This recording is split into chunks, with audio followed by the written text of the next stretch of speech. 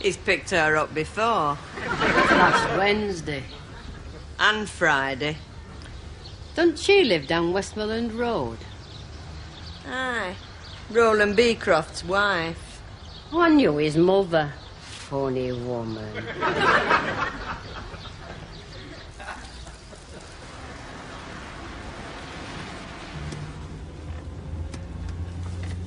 Stanley, are you trying to put my right knee into top gear? Simply groping for the overdrive. Elsie, I haven't even started to get you into overdrive yet. But, I'm an ambitious man. I could take you to a tribunal, you know, for sexual harassment. But there's no need to go that far, love. Behind the bike, sheds will do. You know better than you were at school. There wasn't a gym slip your mucky hands hadn't been inside. Happy day.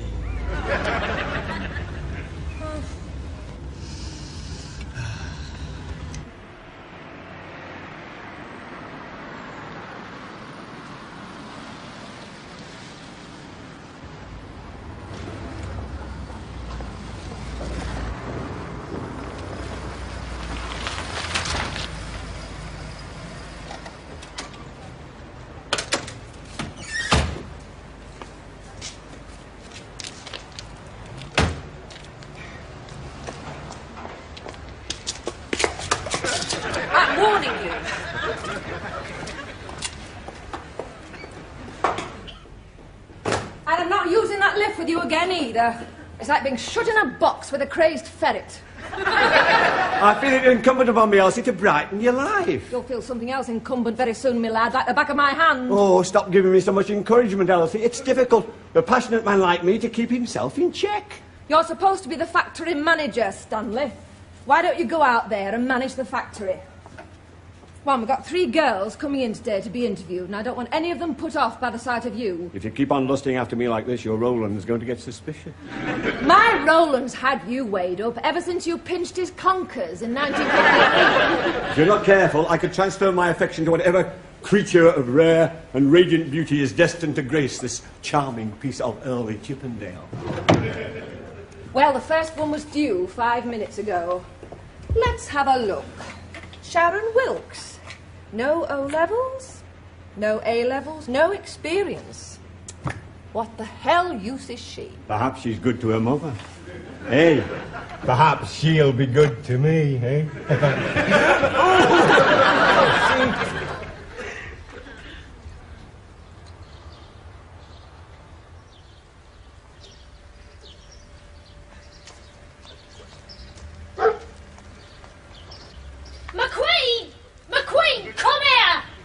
Sharon, when does it go till tomorrow? And how are you going to pay me back tomorrow?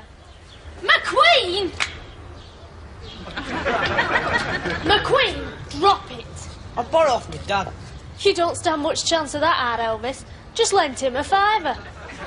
What do you need it for anyway? It don't cost £1 a day to go to school. It does if you have to pass 2 space invaders. Oh, heck. I'm late for me interview. Here, here's 50p. And don't waste your time playing those stupid machines. You've only got another 2 years left to learn to read. 18 months. I'm packing it in early so that I can go on the dole. People round here think Dole Office is our family firm. Come on, McQueen, drop it. Drop it for Sharon.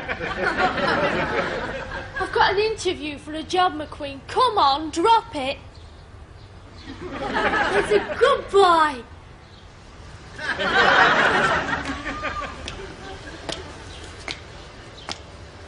It's the whippet in him. Put anything down, he whips it.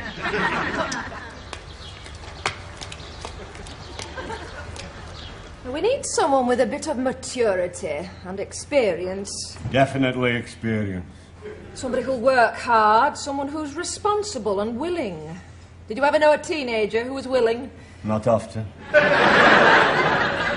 There's a girl coming at 10, Maureen Hartley. She's ideal. Isn't she your husband's cousin's wife?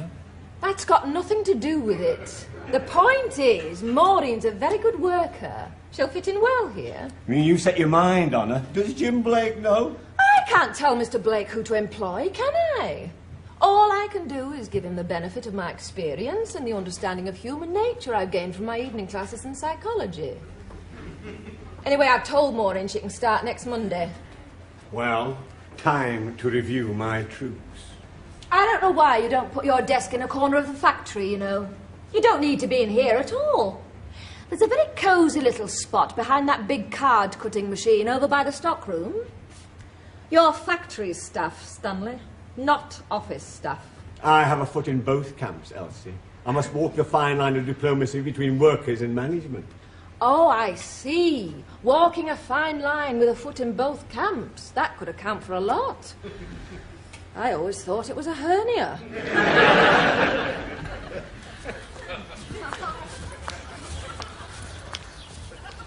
Right, that's it, McQueen. I'm not going to let you watch snooker tonight. You'll be sorry. It's Hurricane Higgins.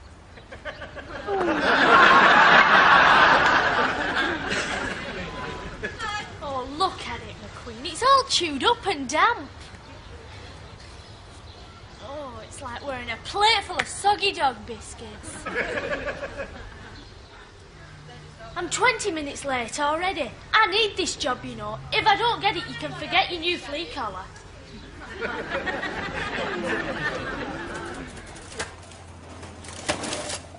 There's no buns. I beg your pardon, Ivy. Were you talking to me?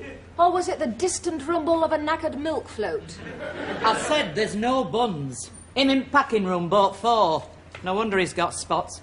4 of your buns will give him more than spots. Probably cripple his colon. So what do you want? What do I always have? A white coffee with no sugar. 8 years I've worked here, Ivy.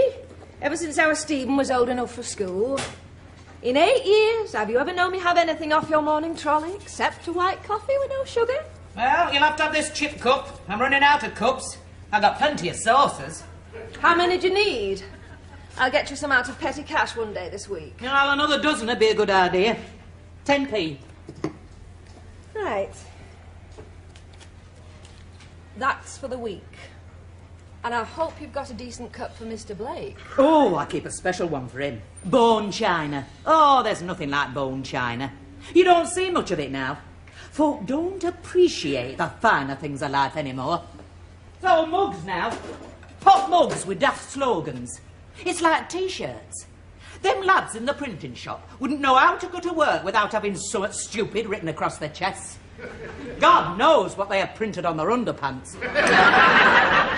I must admit, Ivy, the literary possibilities hadn't crossed my mind. It makes you think. It does indeed.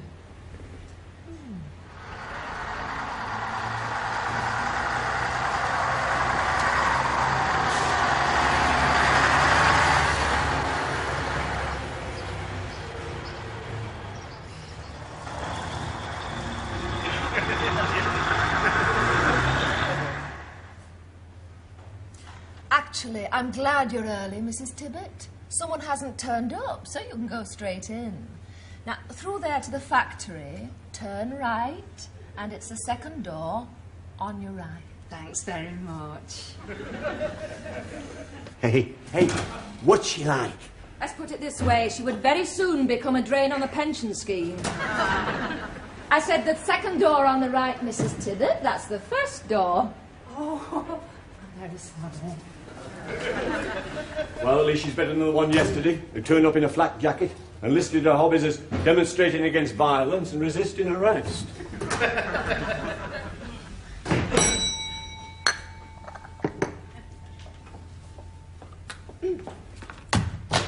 Hello? Hello? Will you stand still a minute? I'm Sharon Wilkes. Sorry I'm late. You have half an hour late. The next one's already in there being interviewed. It were McQueen. He took me shoe. McQueen? Our dog. He's a cross between an Irish setter, an Old English sheepdog, a Jack Russell, a Spaniel, and a Whippet. Good grief. They could cancel Crufts and just show him. He grabbed me shoe. That's the Spaniel in him, 'cause the gun dogs, but he's bad enough unarmed. Anyway, he went miles before I caught him and got it back. And then I got on a bus, and it didn't stop here. You live on the council estate behind Butler Street, don't you? Yeah. That's only about 500 yards away. Yeah, it's dead convenient for here. Yes, so long as you don't choose the scenic route. I mean, couldn't you simply put on another pair? I don't have another pair. Well, not if you don't count my canvas wedge heels. And Armandy's gerbils had its babies in one of those. How the other half lives? The other half of what? Do you come from a big family? No, there's just me and our Elvis, he's 14. And our Mandy, she's 11. McQueen, he's 2. Little and Large, they're the gerbils. Except Large isn't, now she's had a babies. There's 3 of them. Oh, and we got a tortoise called Winston. At least we think we have. We haven't seen him since he disappeared into long grass last Wednesday. Is that all? Well, my mum's thinking of getting a budgie, but my dad says they make too much noise. There are soap operas with smaller casts than that. Elsie, your expression is about as joyful as a wet night on the M62. I'm appalled, Stanley, appalled. The calibre of applicants for this job is beyond belief. Oh, I thought your Maureen was the answer to a businessman's prayer. She is not my Maureen, but she is the answer to Jim Blake's prayers, and I shall make sure he knows it. I've got a feeling this is not going to be a fair contest. There isn't going to be any contest at all. The one in there now looks like Crippin's mother and hasn't worked for 20 years. The kid who's just turned up is about as much use as a hang glider in a pothole. And yesterday's crowd was even worse. What do you think? Oh, next year's? No, Elsie. We're going in for the novelties. We're the only firm at present printing last year's calendars. All right. I've got a lot on my mind, Stanley. Well, great. So? 5. Bye. Wednesday. Rubbish. You two having a conversation or playing verbal Scrabble? Print 5,000 of those by Wednesday. You must be joking, mate. 5,000 of those calendars have got to be trimmed and packed and put on a train to the Scottish distributors by next Monday. No chance. We've got to contact... Jim Blake invested thousands in that new machine last year, and you're only running to half its potential. How else can we keep up the overtime? Tommy Wallace, the man who did for British industry what Psycho did for showers. I'll put it into discussion. Go ahead, Tommy, but remember, while you're discussing, the presses are rolling in Taiwan. Aye, but they can't spell January. Can you? I've got a dictionary. Work is the only 4-letter word Tommy Wallace never uses. I grant you, as a worker, he's an abject failure, but as a subversive, he's brilliant. Oh.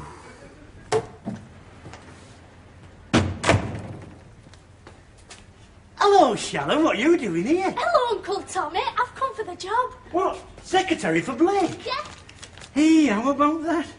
Our little Sharon, old enough to work. Oh, that's great, that is. I don't think I stand much chance, though. I will late getting here, due to circumstances beyond my control. What circumstances? McQueen. He's beyond anybody's control. Is your dad still on the dole? Yeah, of course he is. They're never going to find him what Catherwell is registered as a palm tree pruner.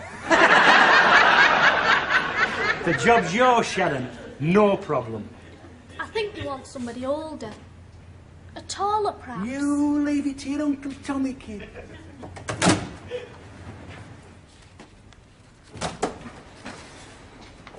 Well, have you had full and frank discussions with your executive? I have. And? 5,000 it is by Wednesday. You'll do them? Of course. Just like that? Just like that. Oh, just one thing. There had to be. That kid in there, our Sharon. Sharon Wilkes. She gets the job. What? Come on, Tommy, that's not up to me. If she doesn't, have the strangest feeling that machine might go on the blink. Oh.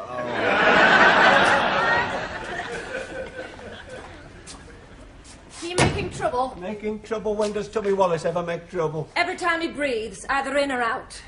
I wonder where Maureen is. I have to do a test. Oh, yes, Mrs. Tibbet. Come in. Come and sit down at the desk. Thank you. Now then, have you used an electric typewriter before? No. Well, you turn it on, you see. Now, the keyboard is exactly the same as a manual, but this button is your carriage return.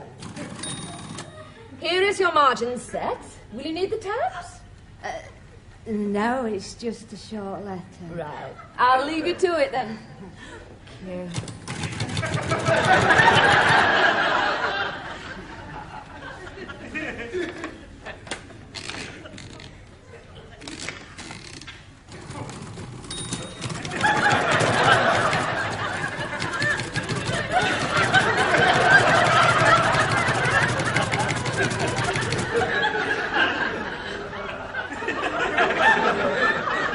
Season's greetings. Get well soon. We wish you health, we wish you wealth, we wish you all the best. We think you look real sexy in your knickers and your vest. I thought I'd confiscated all those. Small batch of these somehow got itself printed after a leaving party for one of the female packers. Now then, has anyone else been in while you've been here? My Uncle Tommy came in. Who? My Uncle Tommy. He works here. Tommy Wallace. Tommy Wallace? Good heavens, I never thought of him as having relatives. It's like imagining Stalin having a mother. He's not quite me uncle. He's my mother's cousin. Well, then that makes him your second cousin. I hope you don't think that will sway Mr. Blake's decision. Oh, no. We don't go in for nepotism here. No, I'm not very religious either. Do you think I stand much chance of getting this job, Mrs. Beecroft. Well, dear, don't build your hopes too high. I mean, you're not very experienced, are you?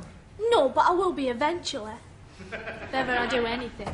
OK, wheeler it. Hello. Right, Sharon, Mr. Blake will see you now. You go through that door to the factory, turn right, and it's the second door on your right. Oh, well, thanks. Oh, don't you worry, I'll see to this. Oh, thanks.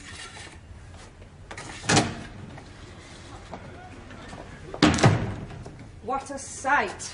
I don't think she was born. I think her mother knitted her out of scraps.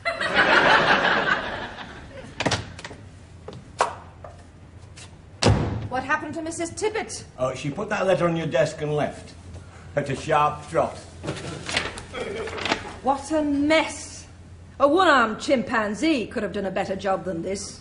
True, but unfortunately, since Bellevue Zoo closed down, one-armed chimpanzees have been a rarity in Manchester. Well, Maureen won't need to do more than walk into that office to get this job. I wouldn't be too sure, Elsie. That kid in there looks quite promising. Promising? She's about as promising as a surfboard on the Manchester Ship Canal. I've got an overwhelming feeling that she's going to get the job. I don't trust you, Stanley Crabtree. You look furtive. Like a man wearing a toupee when the wind gets up. It's Tommy Wallace, isn't it? He's blackmailing you. Go on, admit it, he's blackmailing you. In industry, Elsie, it is called negotiating. Well, he's not going to get away with it. I've got a letter to type. It's only 2 lines. Over there. He didn't ask me very much.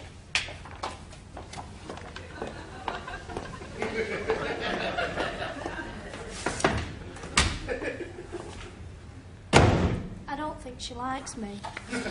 Elsie Beecroft is not usually impressed. She met Maggie Thatcher, she'd ask for references. I've tried to be nice. I mean, I haven't been rude or anything. It wasn't my fault I was late. It's McQueen, he gets overexcited. My dad says if they're a lunatic asylum for dogs, he'd be in one. I've tried everything Barbara Woodhouse says. I always call him good boy and tickle him between his legs, but he just gets overexcited. Anyway, Mr. Blake's nice. Hey, you can type. Of course I can. I learnt at school. I was best in our class. Teacher said I had fingers like grease lightning. Well, that's true. They're the greasiest fingers I've seen in a long time. That's off McQueen. My mum says he can get dirty just barking.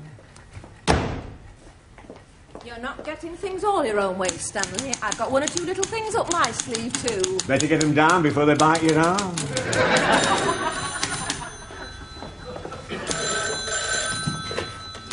Hello. Maureen? Where are you?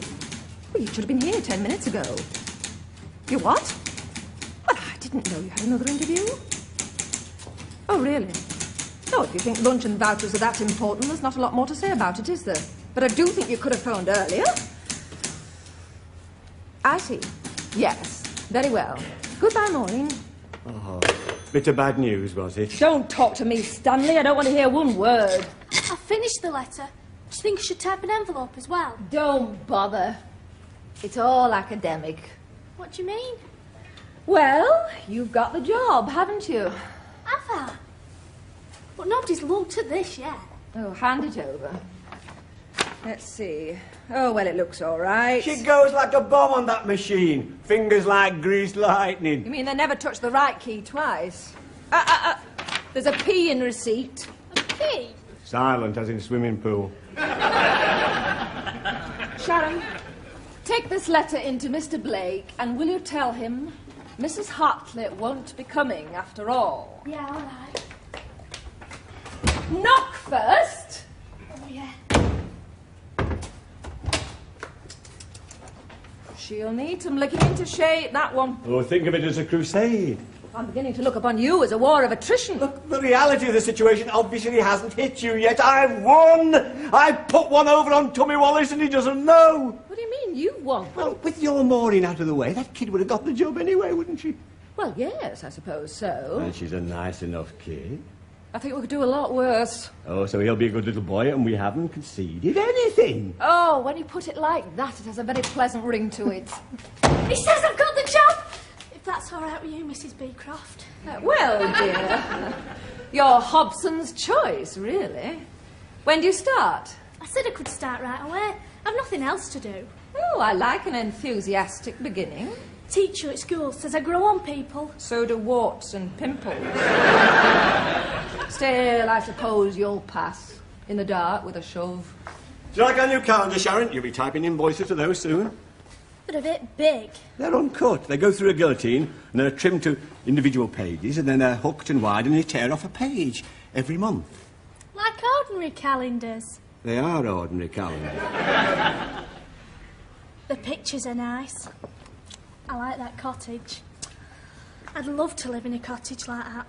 All thatched and covered with roses. Unfortunately, there aren't many thatched council houses in Manchester. I won't live in a council house all my life. I've got plans, you know. I've got ambitions. Like what? I don't know. Just ambitions. Well, you've got to start somewhere. Yeah, like being born, for instance. You've got to start there, haven't you? And you've got no choice about that. If I'd had a choice, I wouldn't have been born here at all. I'd have been born in Los Angeles or Dallas or Altrincham. Altrincham? Yeah, we went there once. It's dead classy. People there have dogs called pedigrees. All four legs are a matching set. I don't say. Anyway, I haven't always lived here. I grew up in Oldham. At finishing school there, were you? No, it was comprehensive. We moved up there when I were 8. We only moved back last year. Why did you move back? My dad said he were fed up of living at North West Frontier. He were only fellow in our street without a turban. So you were repatriated to Manchester? No, we just swapped houses and moved back. I didn't have a choice in that either. I never have a choice in anything new. I mean, I wouldn't have been related to our Elvis either if I could have helped it. Not very fortunate with your relatives, are you, Sam? Not very fortunate at all. How's it going, Sharon? Great, I got the job. I thought you might. All right, give us them proofs, Stanley. I ain't got time to hang about. Listen to him, the man who's turned hanging about into an art form. It's remarks like that, Elsie, that lead to industrial unrest. As opposed to the industrial rest you usually take at this time of the morning, when you put your feet up and play cards behind the paper bales. You know, I could swear that expensive and delicate printing machine of mine was hovering on the brink of collapse. It's strange, Stanley, but I feel a touch of flu coming on. I do. Wouldn't it be dreadful if he caught up with me on wages day? Give us them proofs, Stanley. Let's not hang about. Here they are, Uncle Tommy. I think they're lovely. It's a shame they're wrong. Wrong? Yeah, look at February. 1984 is a leap year. What? Oh, hellfire. Don't worry, Stanley. I'll have 5,000 run off in time. I won't let you down. I don't believe this. Do you hear that, Elsie? I thought I just heard Tommy's voice being reasonable. Never. Just one thing. It'll mean overtime. Oh. One of this family was enough. Now we've got two. Well, I think you ought to say thank you to Sharon, Stanley. If she hadn't spotted it, 5,000 useless calendars would have been speeding up to Aberdeen next week. Thank you, Sharon. You're obviously not as daft as you look. Right, let's get this thing sorted out, shall we?